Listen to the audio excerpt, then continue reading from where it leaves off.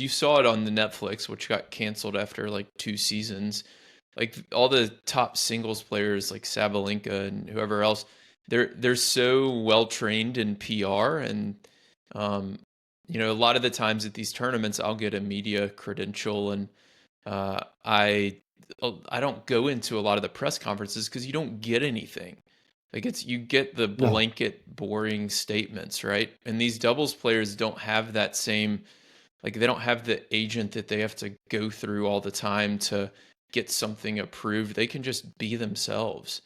And I think the more they kind of latch onto that and grasp that, the better. And the more that people in the general public can learn about them and connect with them and, learn that, oh, this doubles player is into, some specific like hobby that I like also.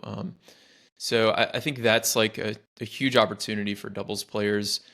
And then the tours have an opportunity that I don't know that they're gonna take advantage of because I think they don't care enough, I guess. Um, but they can use doubles as a kind of a experimentation ground with like, I'm a big fan of the free fan movement. I hate when I walk up and it's 30 all, love all in the second set, and we have to sit there for 10 minutes to get into the stadium. I think the people paid for their ticket. They should be able to move in and out whenever they want. So they could do that for doubles. They tried to mic up some players in Washington last year. I think Harry did it, and it Yeah, went kind of semi-viral on. but Uh, why did that stop?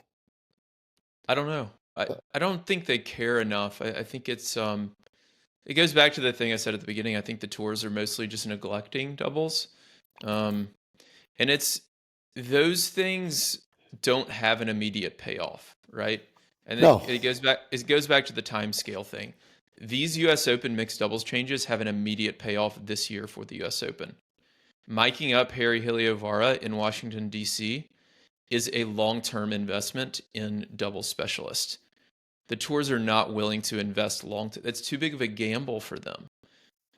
Same for the seven governing bodies, I guess. It's too big. They're not willing to risk what they have now It's not to important invest enough, no. in doubles long term.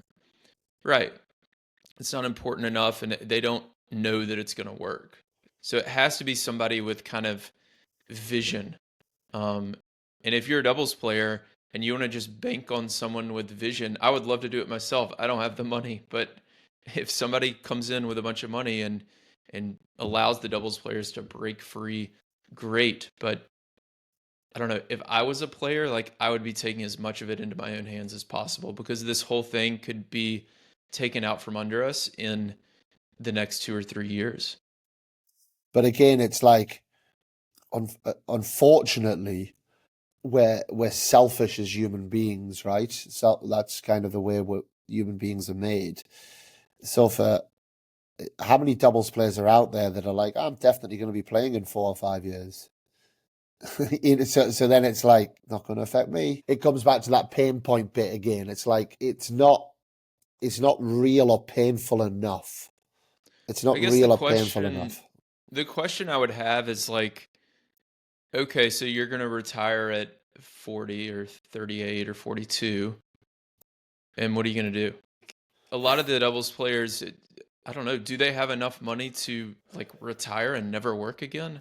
I mean, I see a lot of them go end up working at academies or at clubs or, Yeah, some of them might. You might get the odd one, but obviously someone like Rohan's got his own academy in India. sure, I know Alexa Gorachi, who stopped playing about a year ago and who's just had a child, but she's director of a country club.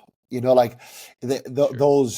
those things are out there, right? Those possibilities. Hmm. I'm sure someone like a Harry Heliavara, he'll have a federation job if he wants one. Davis Cup captain, commentating in Finland. Like there's there's enough gigs for them all out there.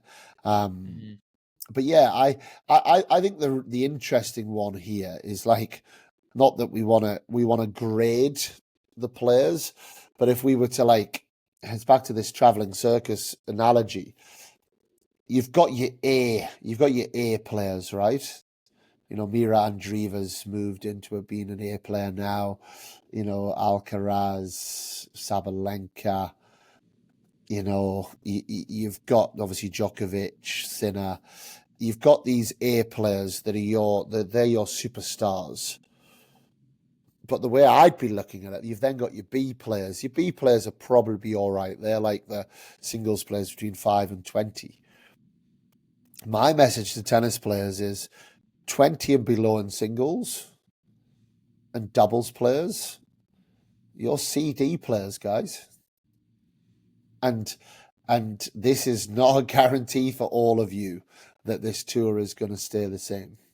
And imagine I'd actually be saying, right, how do you get everyone together, almost C and D players and below? Because then you've got your E, your Fs, your Gs. You've got, we haven't obviously touched upon players that are trying to play doubles on the challenger circuits, and you've got players that are trying to make their way through, and we're not going to solve all of that. But for me, almost everyone outside of those superstars, and maybe like your ones behind that, like Jack Draper's not quite the superstar yet, but he's close. He's getting to Ben Shelton. He's not quite a superstar yet, but maybe they're like the B players. They're needed. They're going to be needed. They're going to be fine. If this vision goes ahead with 16, 20 players or whatever it might be. But the rest are in a position where it's maybe a little bit more unknown, I would say. And it'd be quite powerful to get everyone together and go, right, okay, what are we going to create here? What is going to be created? And look, you could go into all sorts of bits, right? Because you could create localized tours.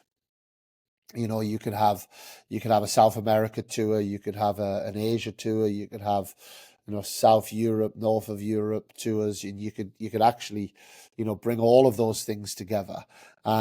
I think there's some innovation to happen. There's some potentially really exciting. One of my big learnings is I remember someone told me this years ago: when something bad happens, say the word good.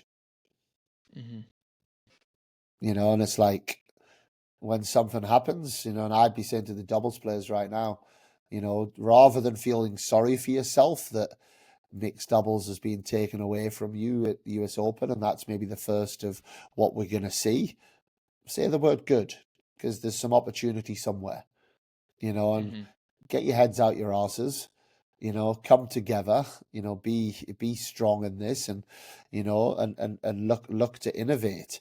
And yeah, I hope this conversation and other conversations maybe opens people's eyes to that a little bit.